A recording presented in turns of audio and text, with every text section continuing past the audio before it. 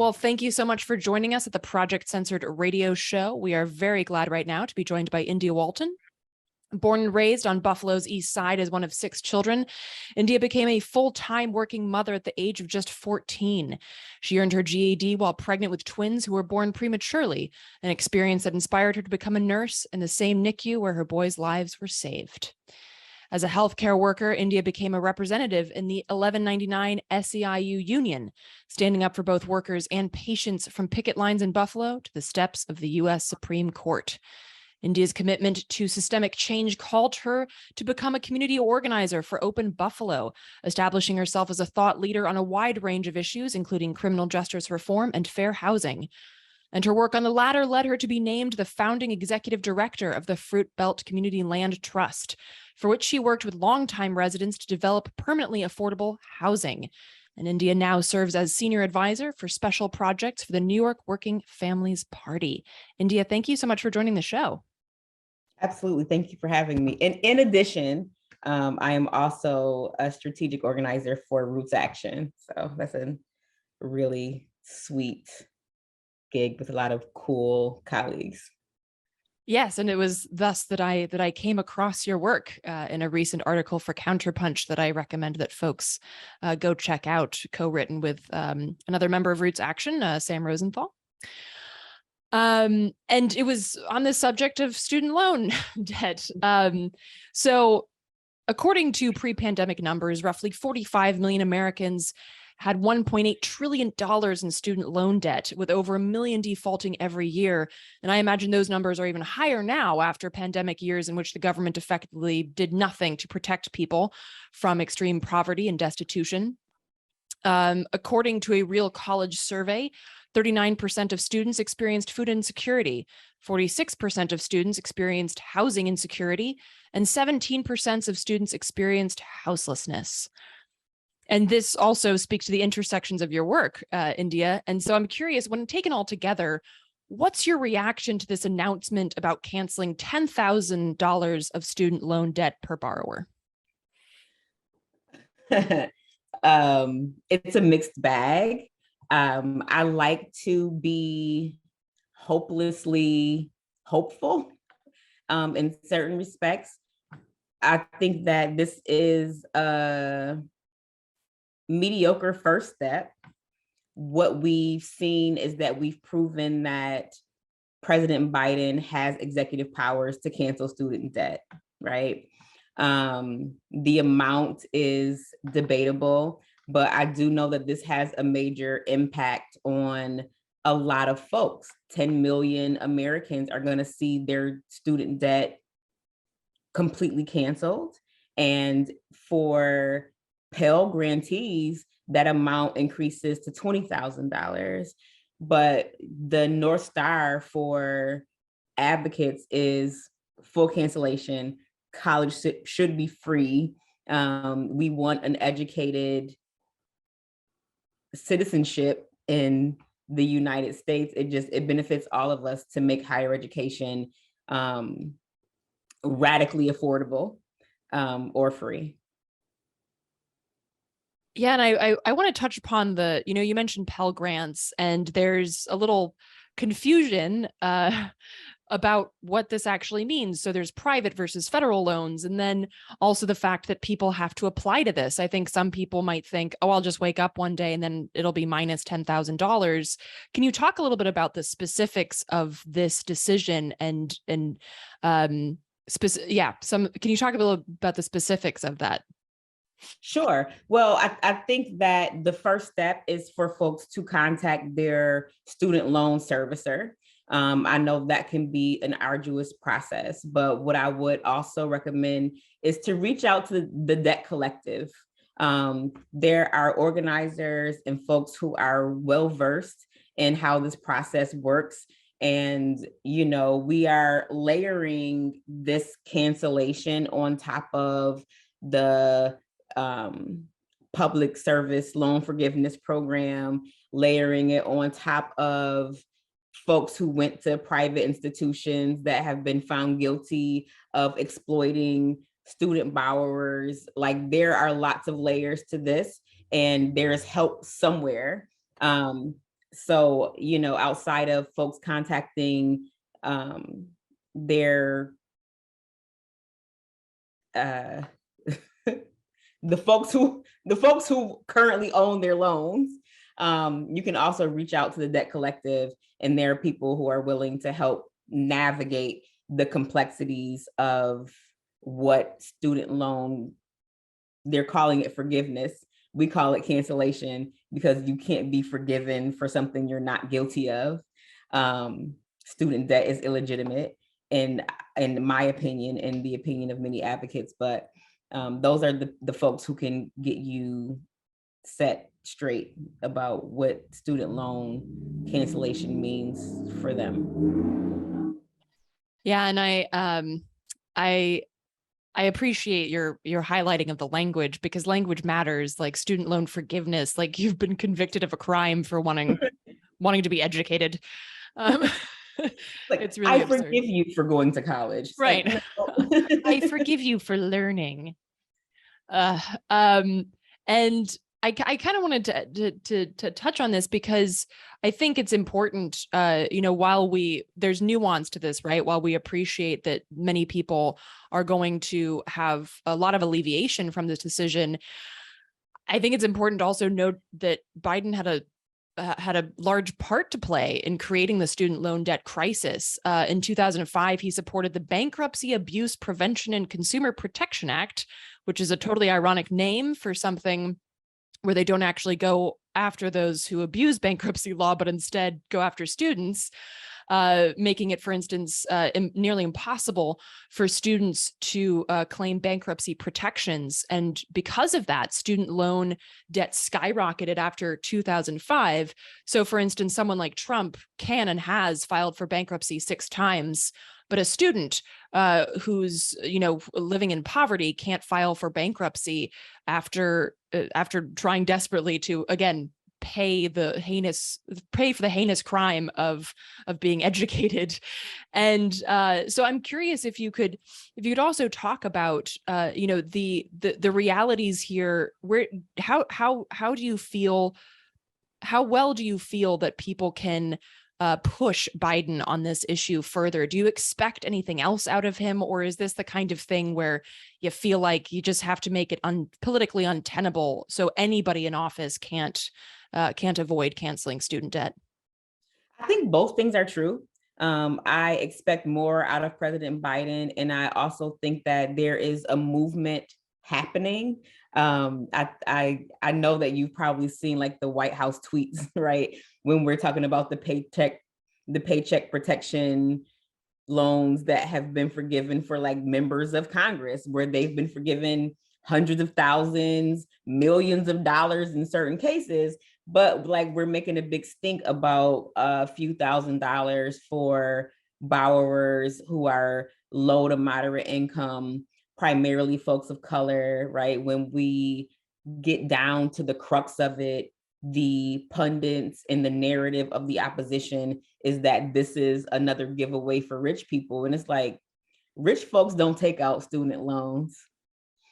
People who can't afford to go to college take out loans. And I do believe that we can and should require more of the Biden administration. And I think that going into this fight, the answer was, I don't have the authority to do it.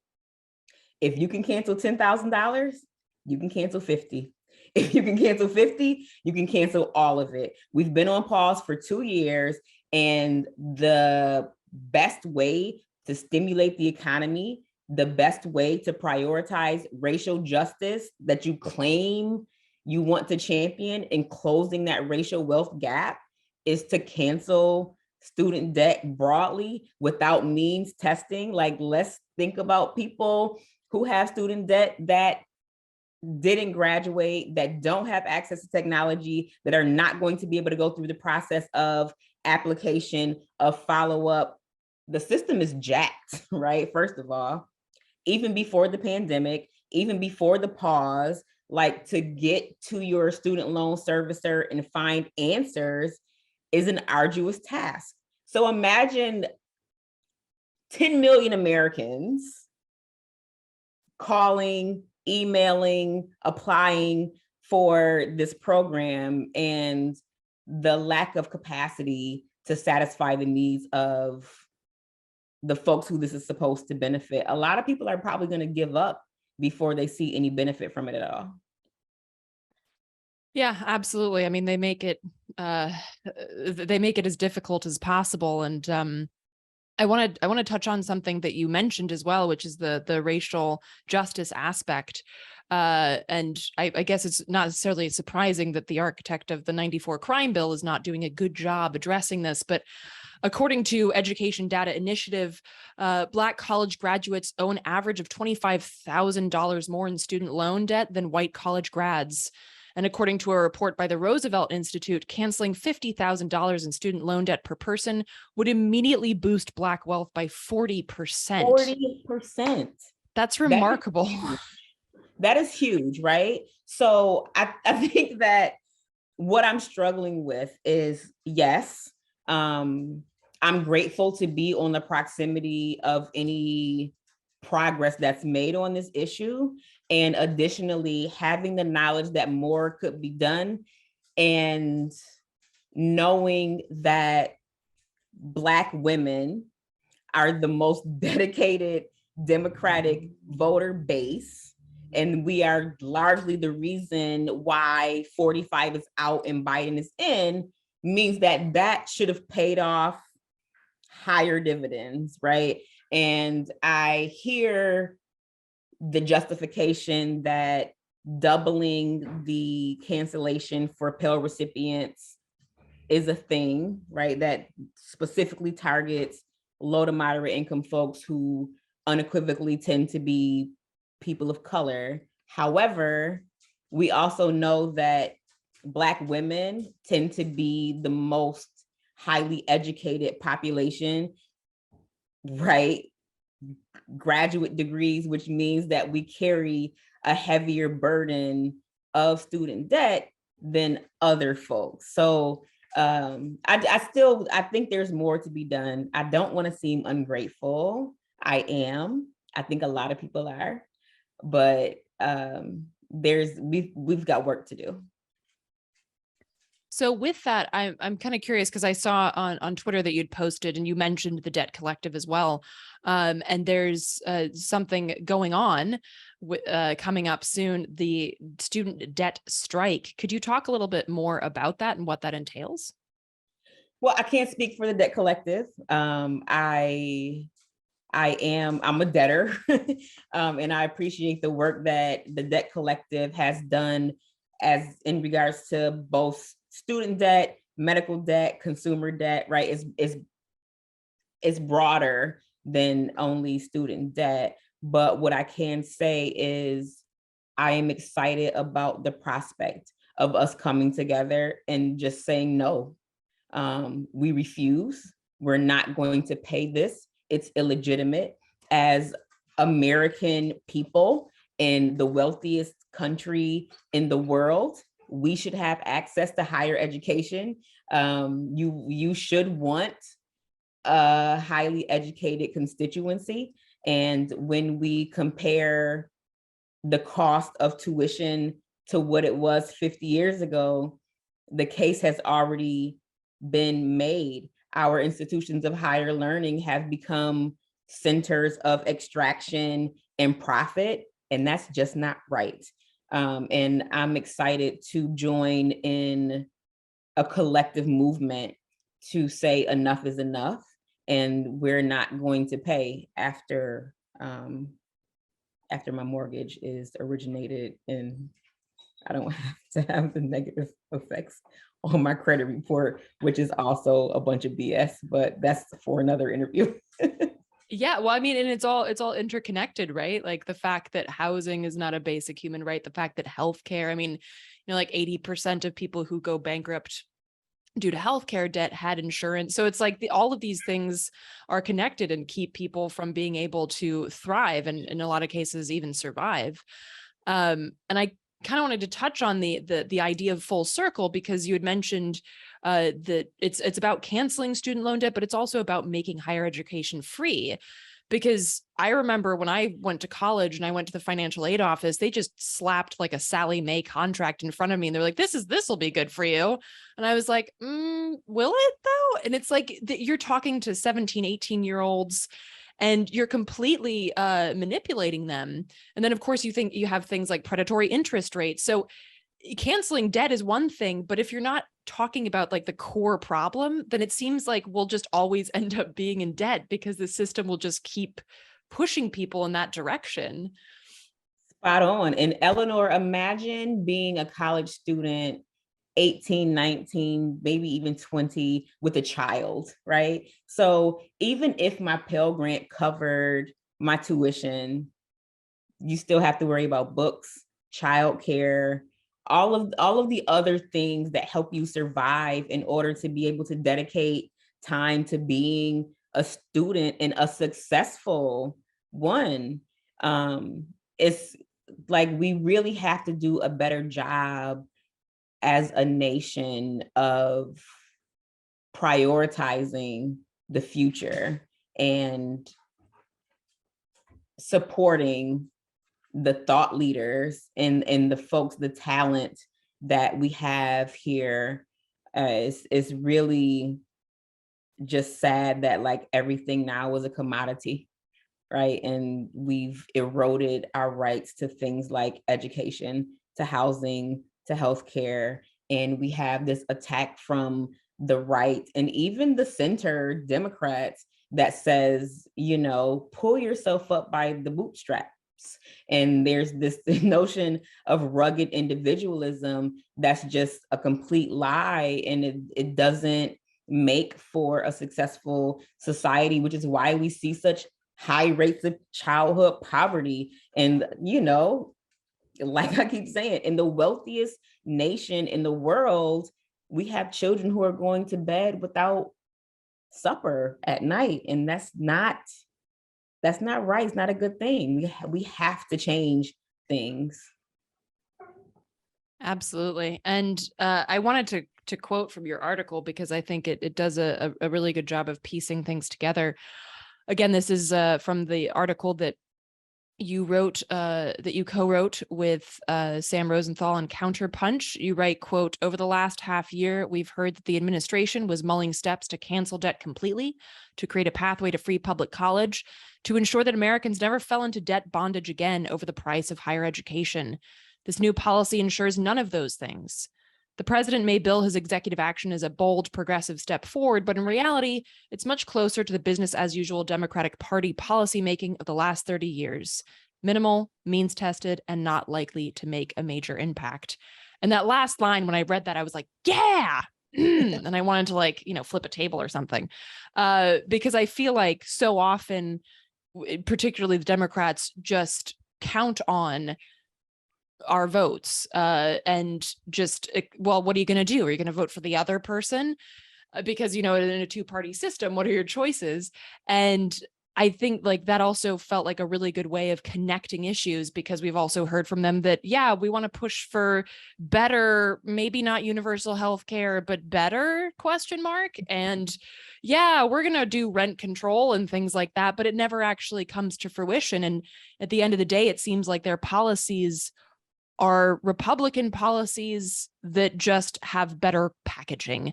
And so I was curious, like, what do you feel is the best use of energy in terms of organizing around this? Because it doesn't seem like voting for Democrats is really the answer. Oh, wow. That's a loaded question. And I have many, many thoughts. The most succinct way that I can express this is that folks in our generation who are facing these problems, like we're tired, right? I've been reading a lot about articles about how like Reagan was the first one that like got rid of affordable public education because an educated working class is going to be the new proletariat that's going to like overthrow. And it's just like, let's do it, right? Like millennials, Gen Zers, Zoomers, whatever you want to call it, like this is our time to like flip the tables, to claim our space, to claim our time, to claim our labor, and we don't have to take this anymore, right? We are the people who keep this world moving. We are the people who keep these people in office. And if they're not legislating at the will of what is required by us, then we replace them. And the people to replace them is us, right? I want to just see more folks under 65 under 65 run for office. It's scary and it's big, but it's definitely doable. It's worth it. And there are not too many people in this world who can speak for our generation better than we can speak for ourselves. Yeah, very well put. I think there was like an Ella Jo Baker quote, something about like how, you know, the people who it affects should be the ones making the decisions. I'm butchering that quote terribly. I'm sorry. But exactly right though. Right. That like Those we're who the are closest ones. to the problem are closest to the solution. That was so much better put. Yes. This is why you're the interviewee and I'm the interviewer.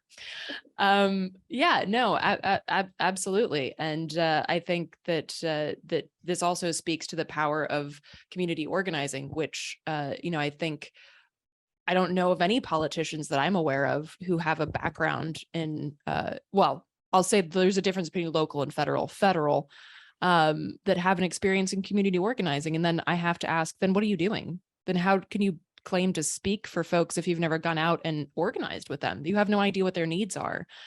So yeah. India, I really appreciate you taking the time. Is there anything else that you'd like to share before we wrap up? I just want to remind folks that like the struggle is real. There's still a lot of work going on here in Buffalo. And I would like to invite folks to visit ourcityaction.org to learn more about what's happening with redistricting, and just stay plugged in, get involved how you can. If you have an extra $5, donate to your favorite candidate, whether that's Congress or your city council or your school board or whatever. It's going to be us ultimately that makes the change, and we can't wait for someone else to do it for us. Very well put. Thank you so much, India. I appreciate it. Thank you, Eleanor.